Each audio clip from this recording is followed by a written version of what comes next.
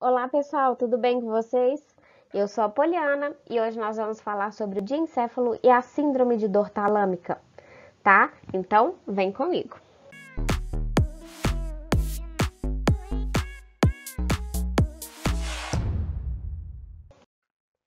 Para a gente ver o nosso diencéfalo, é impossível a gente ver ele na superfície cerebral. Para isso, a gente tem que cortar o nosso cérebro no meio, fazer um corte sagital, tá? Então, aí a gente vai ter essa visão. Se a gente tirar o cérebro e dividir ele em dois e ver a parte do meio dele, é essa visão que a gente vai ter. E o nosso diencéfalo é justamente essa região que nós encontramos aqui, tá? O diencéfalo é formado por 4 partes ou 5, dependendo dos autores, tá bom?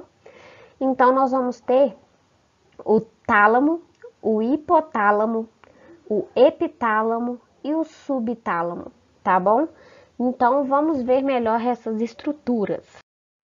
Aqui uma outra visão, só para vocês terem ideia. Aqui nós temos o nosso tálamo, aqui temos o hipotálamo. Nessa outra imagem, nós conseguimos ver novamente o tálamo e aqui na região posterior o epitálamo.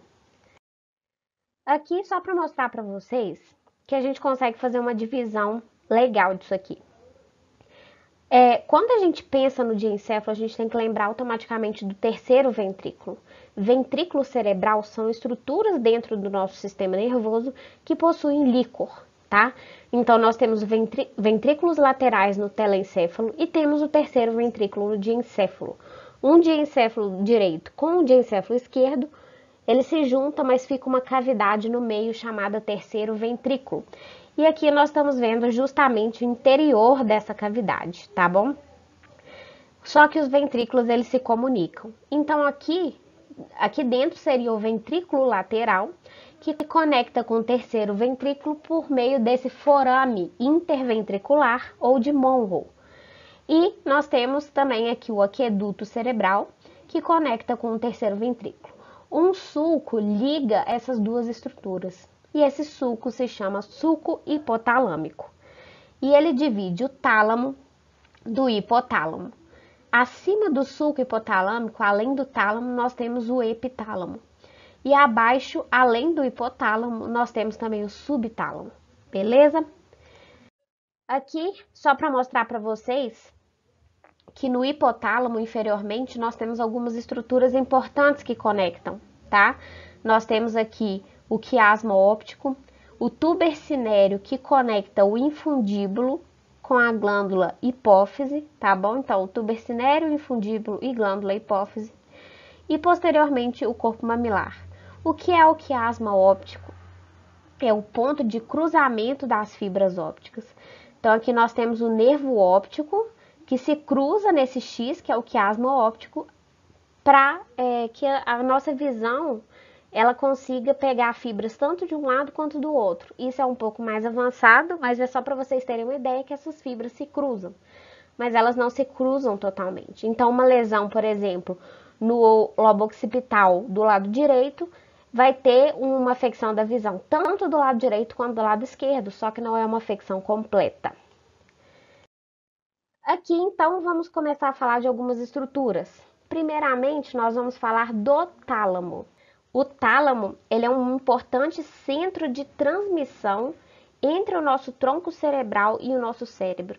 Então, por ele passam fibras que vão para regiões do nosso córtex cerebral, tá? Além disso, ele transmite por meio dessas fibras sinais sensitivos e motores, e ele está relacionado também com a consciência, com o sono, com o estado de alerta, com a memória, com a emoção, com a atenção seletiva, e também ele integra o sistema reticular ativador ascendente. Esse em vermelho é o nosso tálamo, ele tem um formato mais ou menos oval e ele é unido de um lado e do outro, tá vendo que tem uma união central, que chama aderência intertalâmica. E o tálamo, ele possui vários núcleos, sendo cada núcleo responsável por uma função específica. Então, vamos passar para a próxima estrutura.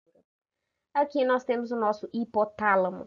Ele também possui algumas partes, ele possui uma parte lateral, uma medial e uma periventricular. Também possui vários núcleos. O hipotálamo, ele controla funções importantes como as nossas funções viscerais. Ele também tem função endócrina e função autonômica. Além disso, ele possui uma projeção inferior que nós vimos, que é a hipófise, e ambos se conectam. O hipotálamo libera hormônios para a hipófise para que a hipófise libere hormônios. E algumas das funções são a regulação da temperatura, do volume sanguíneo, da pressão, do sono, do nosso ciclo circadiano, controle da concentração de glicose, da pressão de oxigênio, da acidez no sangue. Tem diversas funções que são extremamente importantes para o nosso corpo, regula diversas funções. Essa glândula, hipófise, ela é muito importante. Uma parte dela, que é geralmente a parte posterior, ela é contínua com o tecido neural do hipotálamo. E a parte anterior, que é a adenohipófise, ela é formada por tecido epitelial. Então, é uma glândula que possui dois tecidos diferentes. Quando a gente fala agora do epitálamo, o epitálamo ele possui a projeção que é a glândula pineal, que vai produzir um hormônio muito famoso chamado melatonina, que vai controlar o nosso ciclo circadiano. Também temos a comissura abenular e a comissura posterior.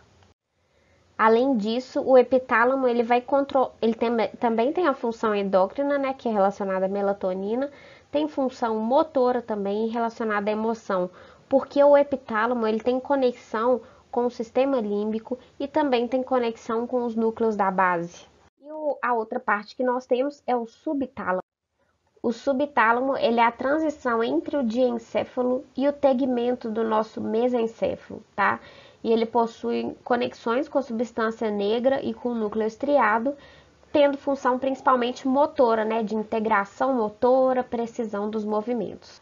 Quando nós falamos, então, de tálamo especificamente, que é uma das estruturas do diencéfalo, quando tem um infarto nessa estrutura, que é como vemos em branco nessa imagem de ressonância magnética, o infarto talâmico ele é responsável por uma síndrome chamada síndrome de dor talâmica, também conhecida como síndrome de Dejerine-Roussel.